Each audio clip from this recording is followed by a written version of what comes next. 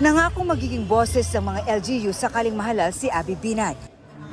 Pagpapalawin ng termino ng barangay leaders ang isinusulong ni Senador Bong Revilla. Proteksyon sa maliliit na mangingisda ang pangako ni Bonifacio Busita. Problema ng mga magsasaka ang inalam at naisutukan ni Allen Capuyan. Pagsulong sa musika, kultura at sining ang idini ni David De Angelo sa Bulacan. Si Angelo de Alban bumisita sa mga palengke sa Iligan City. Pagkamit ng abot-kayang pabahay ang tinalakay ni Leody de Guzman sa Baras, Rizal. Si Senador Bongo nananawagang ilapit ang serbisyong medikal sa mga komunidad. Si Ping Lacson nangakong tutulong na mapaunlad ang turismo sa Romblon.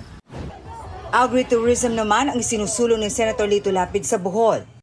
Pagpapalakas ng oversight function ng Kongreso ang naistutukan ni Rodante Marcoleta.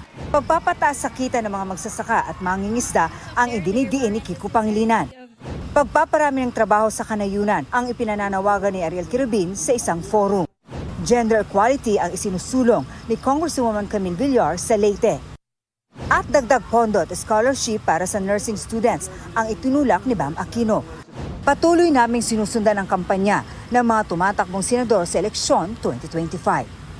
Marisol Abduraman, nagbabalita para sa GMA Integrated News.